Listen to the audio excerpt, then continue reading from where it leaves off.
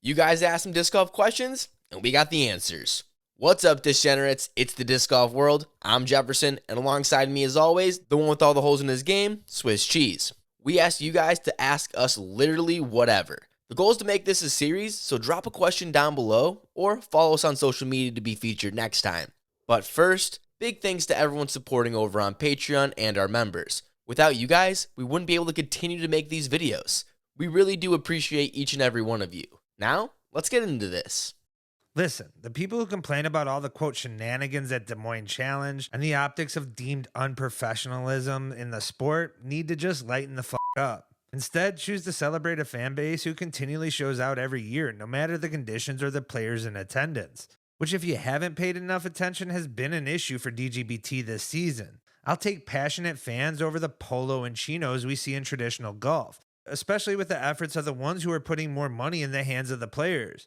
And if you're going to complain about the optics of Be-A-10i on coverage, while ignoring the fact that Ian looks like he's in the middle of a Barb D&D campaign, you're missing the point. We shouldn't be shunning our fan bases that stops for, quote, professionalization or acceptance of mainstream sports consumers who don't participate in our sport whatsoever. As far as listing COVID on a trophy, at least I can understand the argument of respecting the over 7 million people who passed due to the virus that shut down the world. Am I hurt by it? No, but I can at least understand why some might. The goofy bee hats and shenanigans are great for the sport, unless you're one of those people that don't want these underpaid professional athletes to have another opportunity to make money. Also, I'll take engaged fans over showing empty fairways crowds barely fill up. Next thing you know, people are going to start complaining about the 8 holes over at MVP. It's easy to hate when you wish you were there experiencing the fun, and from someone who's been in the middle of the hive crowd, they're pretty great for the sport. And who gives a shit if it says COVID won in 2020? Now, 25 years down the road when they use the same trophy, the same explanation doesn't need to be repeated. Well, only to those that can't read, I guess. But that porta potty, yeah, can't excuse that one. The problem with the Q Series isn't the fact that pros play the event. Instead, the issue is the lack of promotion of what the Q Series is meant to be. Please tell me who are the current Q Series leaders are, or any player who received the most points at a single event. Instead, only the winners are shared, who have all been touring pros with tour cards, made even worse by the fact that those announcements were being a week late or worse. Any promotion whatsoever would be better than what has been issued this season thus far. So we should be looking at that failure first and foremost, then who attends these events. Could the Q Series be helped with its own dedicated tour during the off weeks of the DGBT tour? Certainly, but that goes for any A-tier event. Looking at the DGPT Q Series right now, it seems they put the bare minimum of attention on it, and that still might be a stretch. There isn't enough resources right now to focus both on an Elite Series and this. I think the plan was, we'll just do it and fix the issues later. Now we gotta hope the problems will be worked out for the 2025 season, because I do agree, it's extremely weird to see touring pros winning the qualifying events. I wouldn't be opposed to not letting them compete at all. I mean, there's requirements you have to hit in order to play an elite event. Maybe once you've crossed a threshold, you can't go back. I don't know, though. It's not my job to fix the wrong things on the Pro Tour. We're going to need some money before we give out our ideas for free. In terms of the PDGA, I would love them to have limited involvement surrounding the professional game. Enacting rule changes for the benefit of the tour that also affects the sport as a whole doesn't make sense to me. An example being the latest timeout conversation that's being held, something that is purely meant for the pro aspect side of the game. Instead, the PDGA should be holden to their members and not to the tour, simplify the rulebook, and spend the funding on growing the game, TD enrollment, and education. And as far as just the Disc Golf Pro Tour changes, how about we start with lower the price of tickets, allow free tickets to local school students, VIP passes that only add additional player experiences instead of better viewership of action on the course, remove the sport from a paywall altogether, but I understand that being unlikely, so how about just the first 2 days free and make only the final day live action paid, adjust the payouts, add a cut line, and shift how we cover the sport altogether. And providing the most shots and flight of discs from a number of pros over our current slow golf style approach. And in a complete dream scenario, some form of competition to rival or put pressure on the DGBT. Every major professional sport saw improvements to their game by incorporating aspects of their competition. I would absolutely love a creation of a new tour that instead focuses on covering A tiers during the off weeks that provide a unique viewership with some changes from the dgpt. Similar to what was just held at the Majestic, where they played more than 18 holes in a day. Or a creation of something new altogether that still pushes the pro competition. We are a sport in its infancy. Nothing should be off the table at this moment in the game. Not sure if this counts, but I've been pretty passionate about this topic recently, so I'm going with it. I don't understand the neglect of storytelling with the DGPT. There is so much more to this game than just throwing the frisbee. And I think a way to get people more involved and care is to tell the players' stories. How is there nothing about Gavin Rathbun, who was done dirty by his company before the season, wasn't going to go on tour at all this year, and then all of a sudden his girlfriend who worked for the DGPT got a promotion, so he decided to risk it without a sponsor and is having his best season yet? How is there not a 10-minute video with him expressing that shit? Or how about all the 18-year-olds hitting the road living in a van with some other person?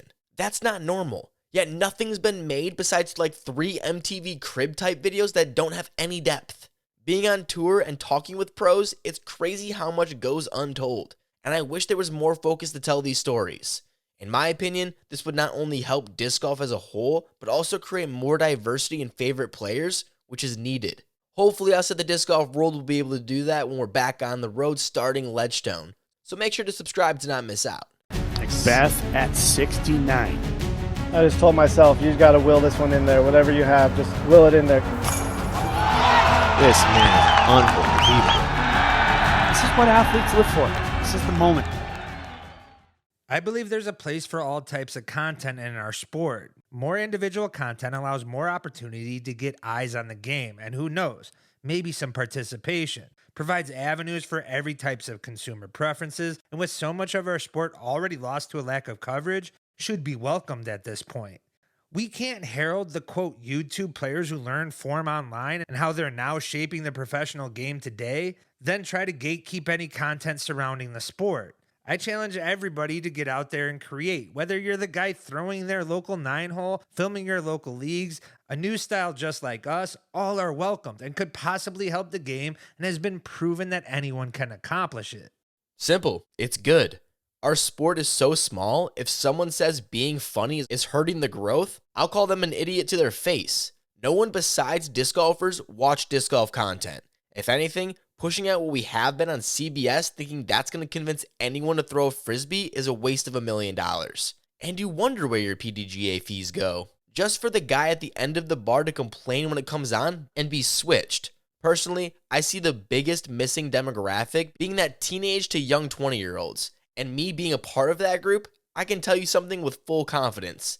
None of these people want to watch live for 3+ hours, and I haven't turned on post-produce since I got my license. I feel the way to bridge the gap is through more fun type content. And I'm not just talking about Casey White, Simon Lazard, or whoever other disc golf YouTuber you can name.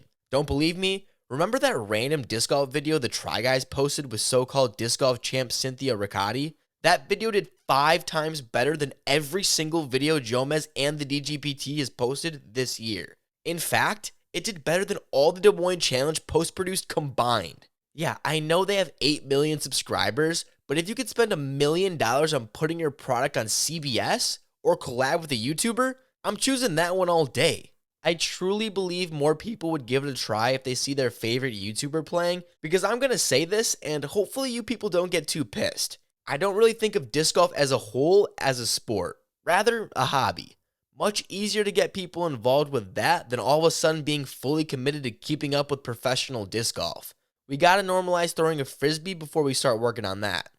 The most difficult thing to start out was finding my voice and style that came well before our channel's success. Though our rise has been quick, it followed after years of nearly unviewed content. Deep down, I always knew the sports coverage was far too long and needed another option. Finding my approach in writing and delivery to fit that style is what took the time. The most difficult thing to overcome now is being viewed as a news source rather than content creators like most of the other disc golf YouTube personalities. Not sure if it's the writing, lack of our faces on our content, our unique approach, or our willingness to put disc golf and the players ahead of our individual promotion. But I would be lying if I didn't say it doesn't bother me seeing other great content creators get opportunities and considerations ahead of us most of the time. That all being said, having fans who appreciate what we provide to the community and continually support and thank us in person usually allows me to forget the more business aspect of content creating.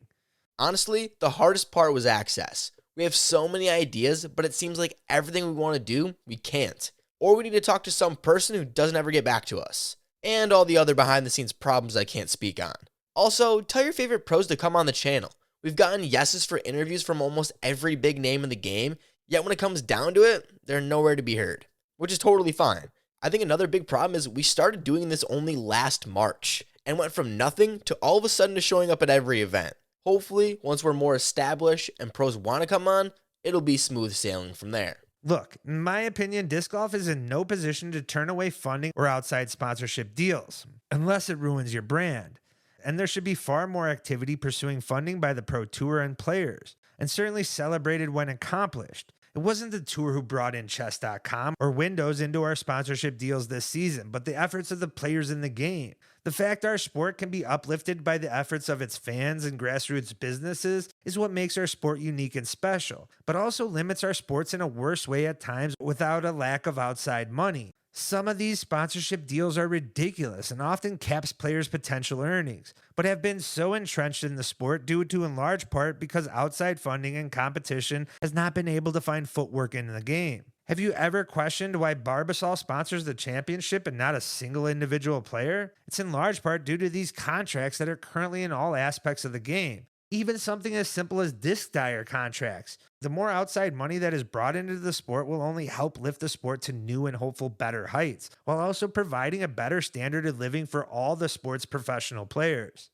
I think the sponsorship dollars will start to come when the sport is big enough for those companies to care. I don't think we should do anything to seek approval, and would rather the grassroots continue to shine. But that's all the questions you guys asked us, so make sure to drop one down in the comment section below, or head over to one of our social medias and ask us there. Hopefully this turns to some weekly series, because promise me, you don't want to hear an hour and a half podcast of me and Swiss rambling on and on and on and on and on and on. Yeah, you get the point. That's why we started doing these videos and scripting out in the first place. So it seems really backwards to go to a podcast, but I guess enough people say it and we'll do it eventually. But thank you guys so much for watching. If you enjoyed, make sure to drop a like and subscribe. We got the second major of the year this weekend at the European Open, so make sure to subscribe to not miss out on everything you need to know from that. Oh yeah, and if you want to know what Ego McMahon stopped doing, check out the video right here.